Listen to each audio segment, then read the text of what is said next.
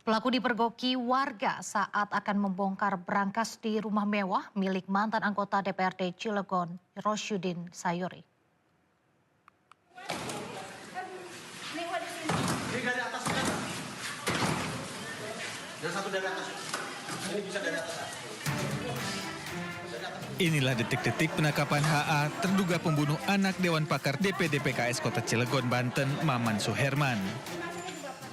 HA ditangkap polisi dan warga saat kepergok mencuri di sebuah rumah mewah milik mantan anggota DPRD Cilegon, Roysudin Sayuri. Proses penangkapan HA berlangsung dramatis karena terduga pelaku bersembunyi di bawah mobil yang terparkir di garasi rumah Rois.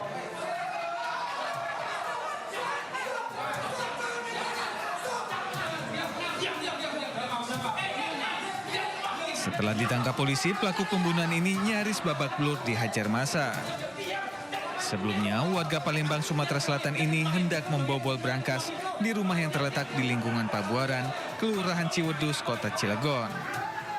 Setelah diperiksa petugas, pelaku mengaku telah membunuh Muhammad Axel Harman Miller, anak Dewan Pakar DPD PKS Kota Cilegon, yang ditemukan tewas berlumuran darah di rumah mewahnya pada 16 Desember 2025 lalu. Pelakunya spesialis curi rumah, curat ya, pencurian dengan pemberatan rumah-rumah yang dianggap kosong. Dan sasarannya rumah-rumah yang bagus. Ada kemungkinan tersangka lain pertama, Bang? Nggak ada ya. Aduh, God. Sudah, sementara itu ya. Siap, berarti ada kemungkinan motifnya memang pencurian ya? Ya. Hingga saat ini polisi masih melakukan pendalaman untuk mencari petunjuk lain yang berkaitan dengan kasus tersebut. Dari Serang, Banten, Mahesa Apriyadi, iNews melaporkan.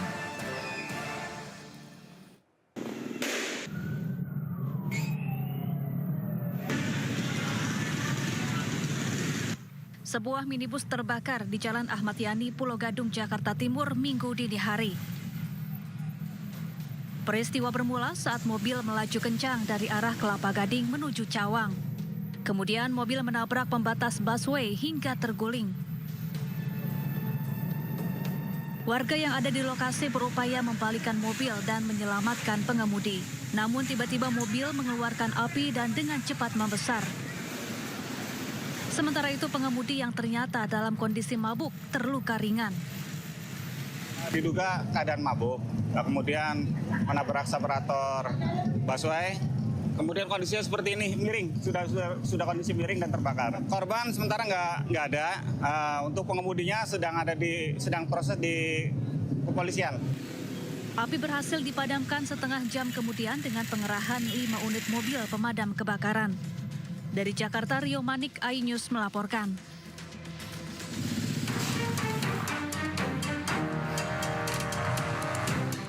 Petugas lapas mengamankan seorang perempuan yang tengah hamil karena berusaha menyelundupkan narkoba ke dalam lapas Bancu, Bandung, Jawa Barat. Karena dalam kondisi hamil, pelaku tidak diperiksa melalui X-ray dan body scanner, namun pemeriksaan secara manual.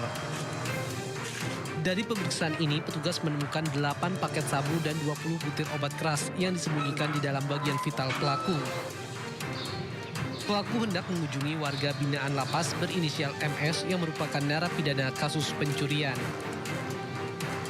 Narkoba sebanyak 8 paket dan 20 butir obat keras. Dibawa oleh seorang perempuan inisial DP.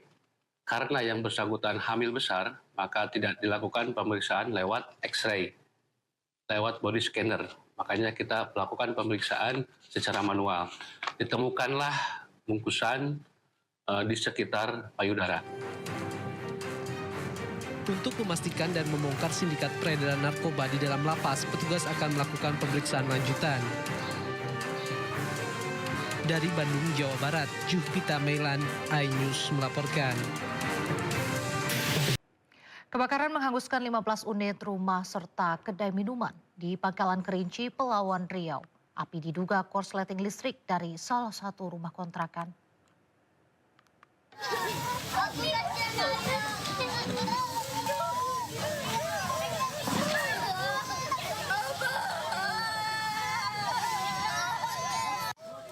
Korban kebakaran ini hanya bisa menangis sambil memeluk 5 orang anaknya melihat rumah kontrakannya ludes dilahap si jagung merah.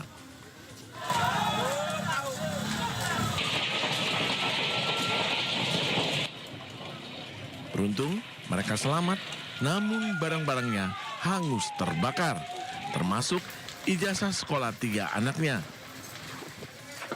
Kebakaran ini juga menghanguskan rumah petak semi permanen dan 2 kedai kopi di Jalan Pemda, Pangkalan Kerinci, Riau.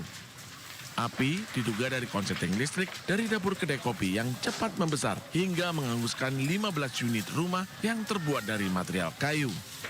Warga beramai-ramai berupaya memadamkan api dengan alat seadanya dengan menggunakan ember dan panci. Yang selamat barang-barang apa aja nih, Bu? Ember-ember gini nih. Anak berapa orang? 5. Selamat semua? Selamat. Alhamdulillah, Bu, ya. Bapak nggak tahu nih, Bu, kejadian ini? Masih pergi jualan. Bapak di mana? Jualan. Kobaran api merambat ke plafon rumah dokter spesialis penyakit dalam, Dr. Andatia. Beruntung segera dipadamkan warga dan tim pemadam kebakaran dari Pemda Pelalawan. Namun, mobil pemadam kebakaran milik Pemda Pelalawan sempat mengalami kendala karena pompa mesinnya airnya macet. Dari arus pendek nampaknya, arus pendek yang mengakibatkan rumah petak dan beberapa ruko mini lagi yang terbakar. Jadi akibatkan arus pendek, arus listrik, karena masyarakat barangkali tak menyiapkan sesuatu terhadap menganggap remeh dengan listrik ini akibatnya. Berapa unit yang terbakar di Pak Camat? 15 unit. Api berhasil dipadamkan setelah mendapatkan bantuan dari mobil pemadam kebakaran dari perusahaan setempat. Dari Kabupaten Pelalawan, Riau, Diki Kurniawan, iNews melaporkan. Kebakaran melanda kawasan pasar di Kabupaten Bengkayang, Kalimantan Barat. Puluhan rumah dan ruko di sekitar pasar hangus dilalap api. Belakangnya ini, belakangnya kuat deh.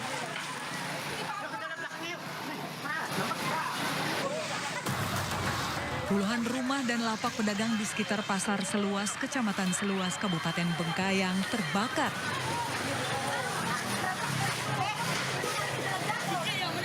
Api tidak hanya membakar area pasar, tetapi juga menjalar ke sejumlah ruko yang berada di sekitar terminal Seluas. Kondisi bangunan yang berdekatan membuat api sulit dikendalikan dan cepat membesar.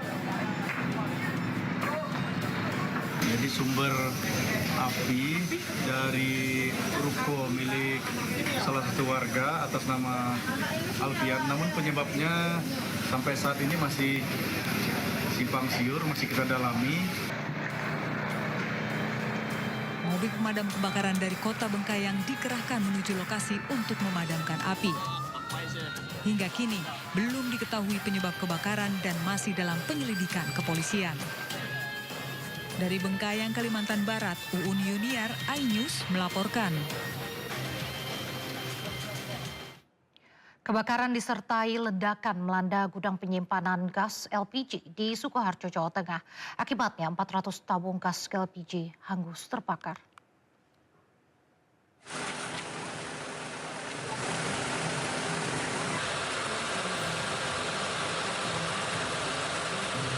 Inilah situasi saat kebakaran melanda sebuah gudang penyimpanan gas LPG di Jalan Gawok Gatar, Kabupaten Sukoharjo, Jawa Tengah pada Sabtu malam. Petugas keamanan gudang dan warga langsung meminta bantuan kepada polsek setempat dan petugas damkar untuk memadamkan api. Kebakaran diduga terjadi akibat korsleting listrik yang terjadi di atas bangunan. Akibat kejadian ini, 200 tabung gas ukuran 3 kg dan 200 tabung gas ukuran 12 kg ludes terbakar. Pemadaman dilakukan dengan 2 unit mobil damkar dan 1 unit tangki suplai dari Damkar Sukoharjo, serta 1 unit truk pemadam dari Damkar Solo, serta 1 unit tangki suplai dari PMI Solo. Laporan kejadian kebakaran gudang penggilingan padi, laporan awal, resmil, dan pemilik belum diketahui. Alamat kejadian di Dukun Jati, Desa Jati, Gata, Sukoharjo. Untuk penyebab kebakaran masih dalam proses penyelidikan. Tak ada korban jiwa dalam peristiwa ini, sementara total kerugian masih dalam tahap penghitungan. Dari Sukoharjo, Jawa Tengah, Halim Mahfur, iNews melaporkan. Tawuran antar warga kembali terjadi di Manggarai, Jakarta Selatan. Asap gas air mata ditembakkan polisi masuk ke stasiun Manggarai membuat penumpang panik. Mundur, geser. Geser mata. Para penumpang KRL di stasiun Manggarai, Jakarta Selatan berlarian di peron setelah sisa gas air mata masuk stasiun. Geser ke tengah. Gas air mata ditembakkan polisi ketika terjadi tawuran di flyover Manggarai yang dekat dengan stasiun. Para penumpang berlarian sambil mengusap mata dan menutup hidungnya agar tidak terkena asap gas air mata. Beruntung tak ada korban jiwa akibat peristiwa ini. Tawuran antar warga di Manggarai kembali pecah di bawah flyover pada Jumat sore. Dua kelompok warga terlibat tawuran dengan senjata tajam dan petasan. Para pengendara yang tengah melintas berhenti lantaran takut jadi salah sasaran aksi tawuran. Belum diketahui pasti penyebab dari tawuran, namun diduga dipicu saling ejek. Di sini jaga. Kan arah sini nggak ada apa-apa. Kalau sana nyerang aja. Tadi dia masih pinjam aja sana kok. Aksi tawuran berhenti setelah petugas kepolisian menembaki gas air mata. Tidak ada korban jiwa maupun luka akibat peristiwa ini.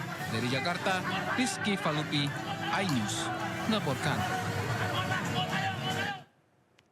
Duka menyelimuti keluarga saat pemakaman jenazah Muhammad Axel Putra, anak petinggi partai politik PKS. Sang ibu terpaksa dipapah lantaran tak kuasa melihat jasad anak kesayangannya dimasukkan ke liang lahat.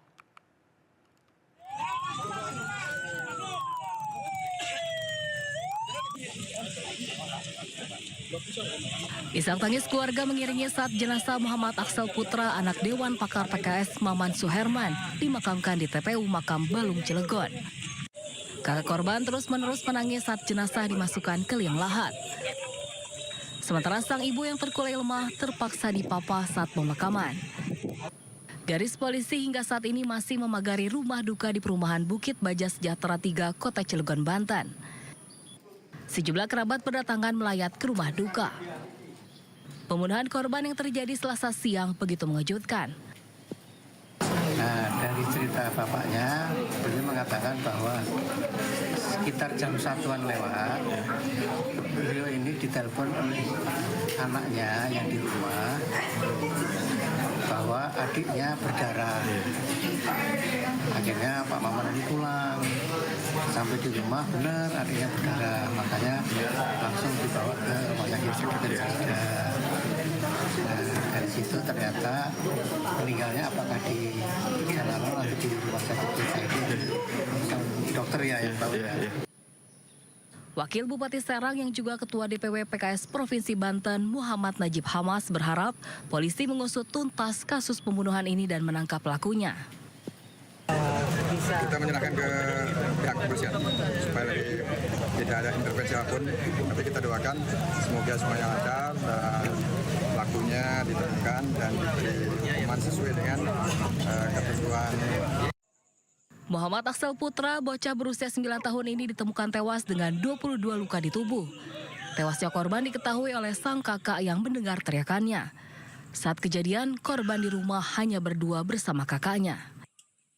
Dari Cilegon, Banten, Iskandar Nasution, iNews melaporkan. Akibat perkara utang senilai Rp700.000, pemuda menghabisi nyawa teman kosnya di Sanggau, Kalimantan Barat. Pelaku berupaya menghilangkan jejak, memasukkan jasad korban ke dalam karung.